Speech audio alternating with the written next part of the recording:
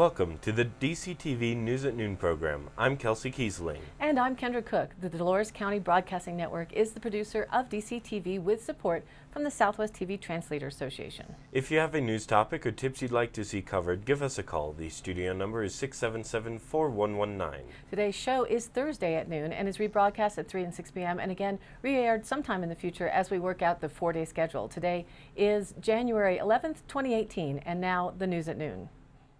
According to the Durango Herald, an ongoing shortage of fluids used to deliver medicine and treat dehydrated patients has hospital workers scrambling in the midst of a nasty flu season, and supplies from factories in storm-ravaged Puerto Rico have been slow to rebound.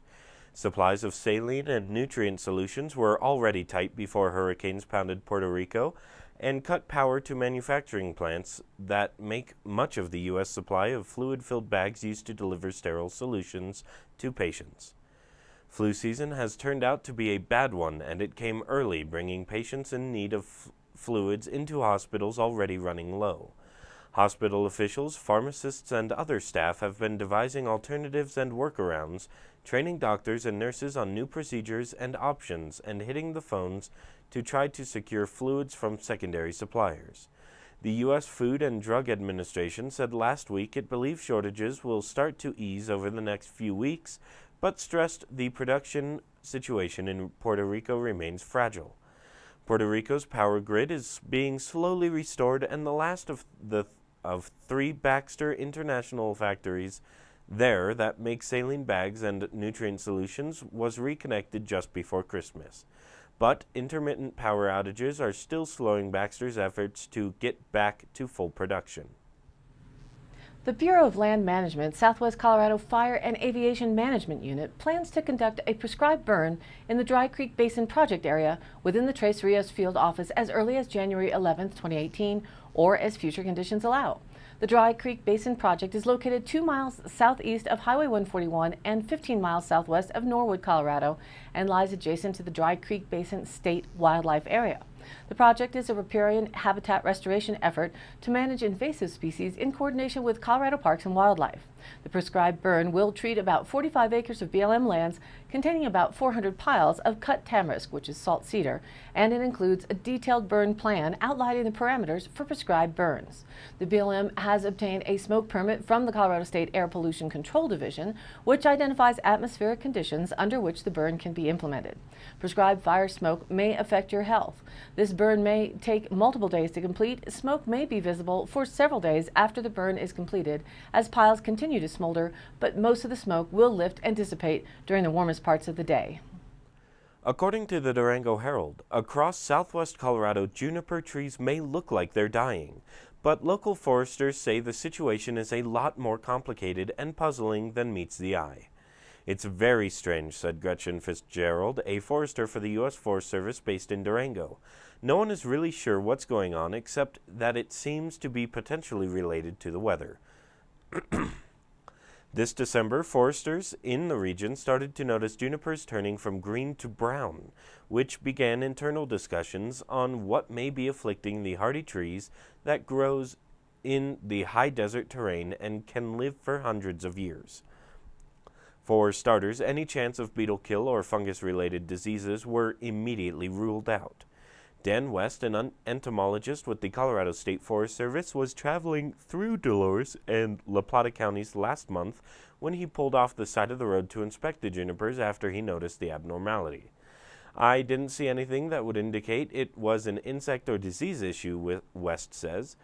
It looks to me that they're just struggling from the temperature fluctuations. It's been such a weird season. Southwest Colorado is home to 2 species of junipers, the Utah, which grows at elevations between 2,000 and 8,000 feet, and the Rocky Mountain at elevations between 5,000 to 7,000 feet. This discoloration, foresters said, tends to be occurring to both species at an elevation band of 7,000 feet throughout southwest Colorado, from Durango north to Gunnison. What's confusing foresters is that the junipers don't appear to be showing the usual signs that would indicate they are dying. And what's equally perplexing is that the juniper's ecological neighbor, the less drought-resistant pinyon tree, isn't showing any signs of stress. That's led researchers to believe the junipers are adapting to the early stages of extreme stress caused by drought conditions and wildly fluctuating daytime and overnight temperatures.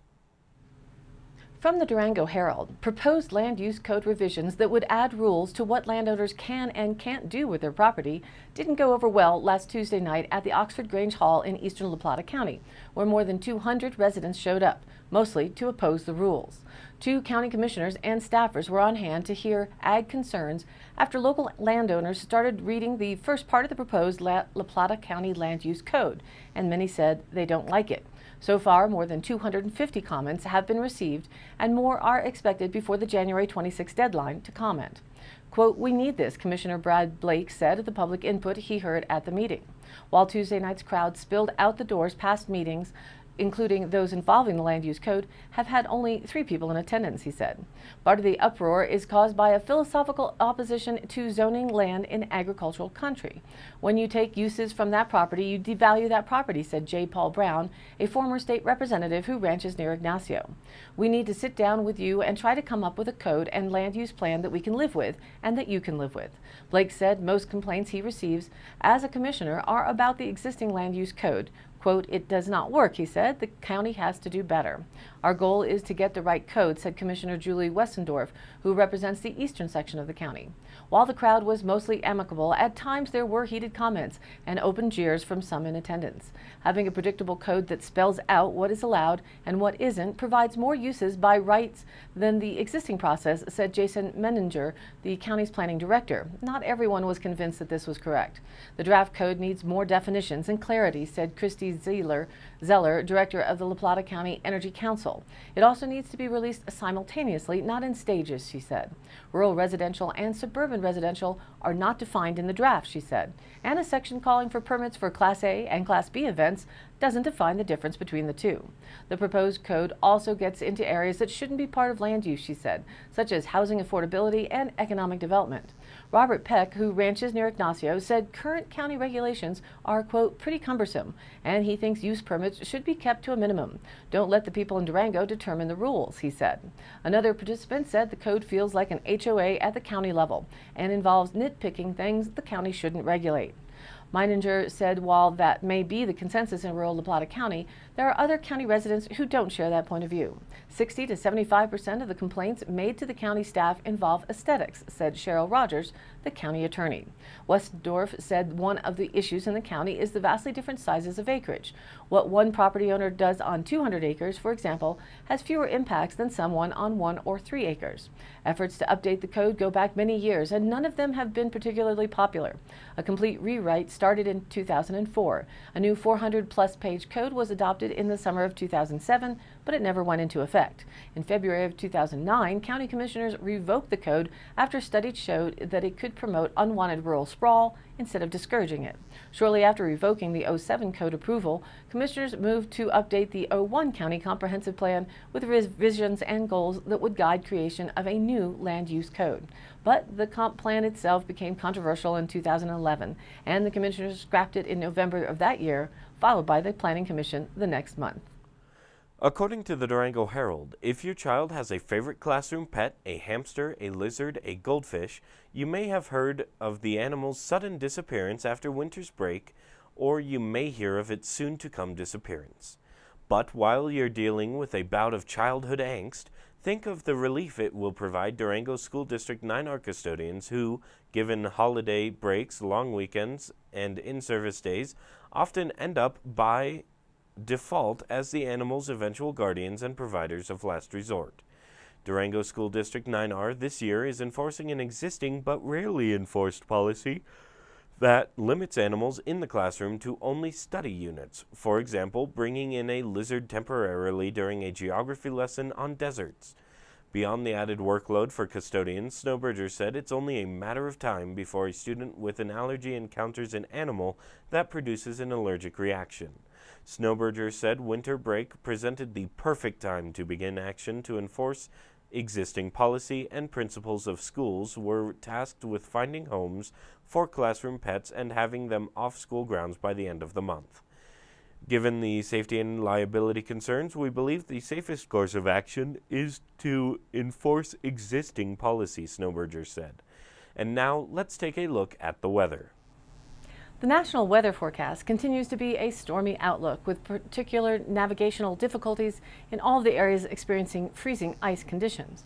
With rain and snow mix from the Pacific Northwest through the Intermountain Rockies, Southern California is still dealing with the results of the rain causing mudslides. With the only high pressure up in Canada, the rest of the country is again experiencing turbulence with rains, thunderstorms, and freezing rains. Regionally, light snow showers will linger along north-facing slopes this morning before ending by midday. Any additional accumulations are expected to be less than 2 inches. Dry conditions are then expected this afternoon before another fast-moving Pacific storm brings more snow to the northern and central mountains late tonight and Friday. This storm will bring generally 2 to 6 inches of new snow, with the mountains near Steamboat Springs favored for the heavier amounts. Light snow persists through the day Friday across the northern and central mountains, and with light to moderate accumulation anticipated. The snow ends by Friday evening. Dry weather is then expected elsewhere, with a slow warming trend through the weekend and into early next week. DCTV's 5-day outlook: today it's sunny with a high near 37, northwest winds around 10 miles an hour. Tonight mostly clear with a low around 23. Northeast winds around 5 miles an hour, becoming southeast after midnight. Friday we're looking for sunny with a high near 46, southeast winds around 5, becoming northwest in the afternoon. Friday night it'll be mostly clear again with a low around 23, north winds around 5 miles an hour. Saturday sunny with a high near 46. Northeast winds around 5 miles an hour. Saturday night mostly clear with a low around 24. Sunday again sunny with a high near 48. Sunday night mostly clear with a low around 25. Monday sunny with a high near 49. Monday night mostly clear with a low around 25. And Tuesday again mostly sunny with a high near 48 degrees. And Tuesday night mostly cloudy with a low around 26. And now back to the news. According to the Cortez Journal, at the board's most recent board meeting, parents from rural school districts brought concerns for their children's safety during a public forum held after a district safety meeting on December 14th. According to Jamie Hockness, each school has its own emergency plan, each principal has a copy of the master plan, and each staff has a condensed copy. He highlighted some concerns that are being addressed, such as the addition of an intercom system at Louis Areola Elementary School. Newly appointed board president Sherry Wright voiced concerns about the time it would take first responders to arrive at the more distant rural schools in Pleasant View and Louis Areola. I visited with Sheriff Stephen Nowlin, and we talked about the different things we could do to decrease the lag time, Wright said. Nowlin and Wright discussed the possibility of arming retired police officers or veterans to monitor the schools. The board was interested in the idea, but discussed some problems. The board discussed the level of evaluation of candidates that would be required to implement that kind of program. After discussions of psychological evaluations, fingerprinting, and background checks, the board agreed there was a lot to consider before placing firearms in schools. The board also discussed the possibility of using dogs trained to detect drugs and ammunition. Jamie Hockness pointed out that it is not legal to have dogs sniff students or enter a classroom, but they may sniff lockers. Superintendent Lori Hockness added that the dogs are already brought into district schools periodically anyway. The district school board ended their safety discussion by expressing need for technology. The Denver Post reported on the recent news of acceptable travel documents. Papers, please, folks. They said Colorado travelers can breathe easy. You're in line at the airport, scrolling through your Twitter feed or double-tapping Instagram photos when you glance up, noticing a sign about federal agencies no longer accepting certain driver's licenses. Oh no, what does this mean? In Colorado in the clear? Is Colorado in the clear? What if it isn't? Well, take a breath. If you have a Colorado ID, again, you're okay. The Real ID Act, which established security standards for licenses, was passed by Congress in 2005. But enforcement was repeatedly delayed, which may explain why this wasn't a concern sooner. But that's scheduled to change on January 22nd. At that point, licenses and IDs from states that don't meet the standards will no longer be accepted by federal agencies, including the TSA. Colorado IDs meet those standards. The state's licenses were deemed compliant in 2012. Real ID compliant cards have a star in a black circle or a yellow star in the top right corner. Even if you have an older Colorado ID, you're still set. Licenses from compliant states, regardless if the ID is the new or old version, will be accepted after January 22nd. But that grace period won't last forever. Starting October 1st of 2020, all licenses will need to be Real ID compliant.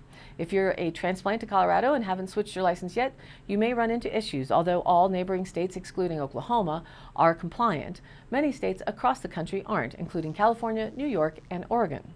Most non-compliant states were offered extensions, meaning federal agencies will accept their drivers and state licenses until October 10th, but after that, the licenses will no longer work.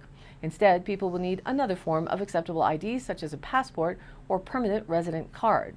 A full list can be found on the TSA website at tsa.gov. Reported by the Cortez Journal, the Bureau of Land Management's Tres Rios Field Office released a decision Wednesday to expand Phil's World, a nationally recognized mountain bike trail system 6 miles east of Cortez. The decision includes adding 22.5 miles of sustainable single-track non-motorized trails and adding 2 new trailheads and parking areas. Phil's World is one of the top 20 mountain biking destinations on BLM-managed lands, said Connie Clemenson, Tres Rios field manager. Its proximity to Cortez also makes it an ideal place to implement the BLM recreation strategy, which emphasizes connecting communities while facilitating access to America's backyard.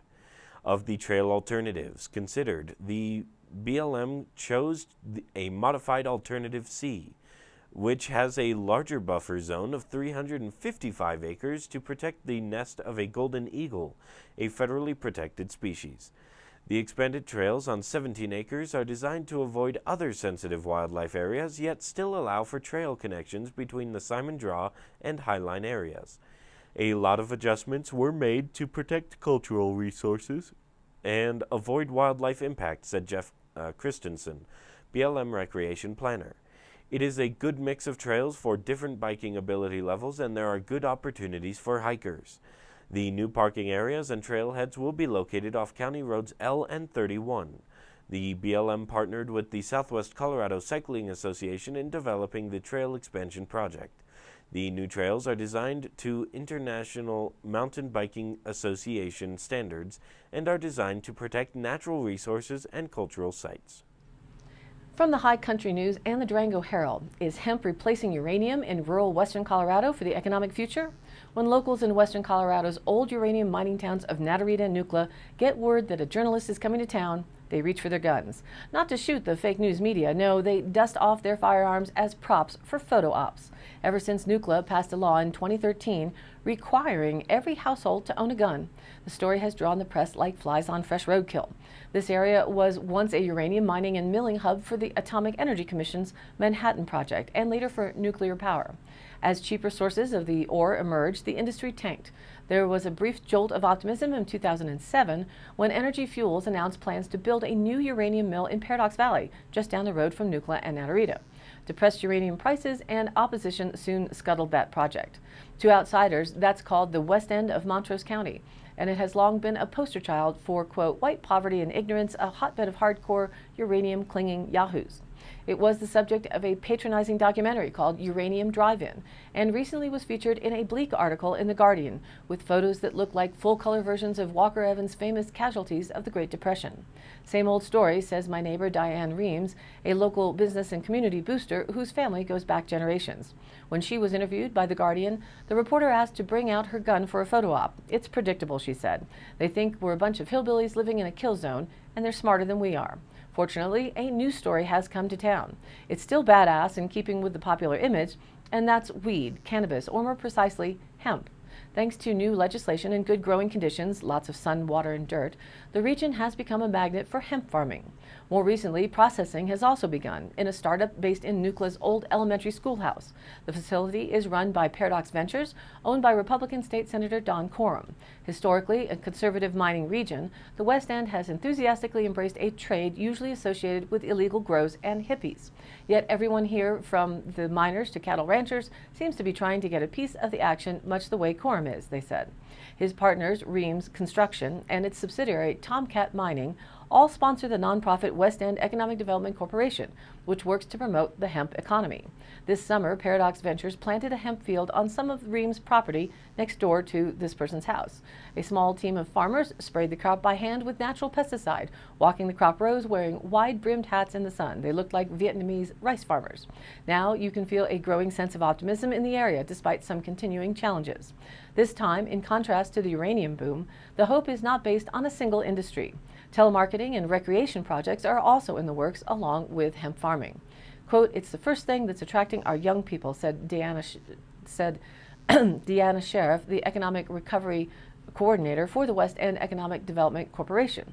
"For whatever reason, we can hold on to our young people who have been leaving and get them into agriculture, get them to grow hemp. There's been nothing else here to attract their attention. The hemp deal is the wild, wild west," Sheriff said. "Everybody's looking at it as a great new way to make some money, and that's not exactly the case. It's still a very fragile industry, but it is the first thing that's come along that's really positive in a long time. So they're looking at it cautiously with optimism and also realizing it's got about 5 more years of development. So now when the press comes to town, as the Denver Post did recently, filing a positive story for once, they no longer draw pistols. Instead, they reach for the hemp oils and cannabis dog treats." In place of our Dolores County Sheriff's Roundup for this week, I have this story from the Dove Creek Press. Dolores County Sheriff Jerry Martin announced Monday he would not be seeking another term as sheriff in the 2018 elections. Sheriff Martin stated, "Barring any unforeseen circumstances, I will be retiring as sheriff of Dolores County at the end of my term this year." Martin won the sheriff election as a write-in candidate in 1990, going on to serve the people in Dolores County as sheriff for the next 28 years, winning 7 elections. "It has been an absolute privilege to serve and protect the people of this unique county through my time as sheriff. Hopefully, I have made a positive difference, if only in a small way," he said. Martin urges citizens to support the sheriff candidate of your choice in the upcoming election.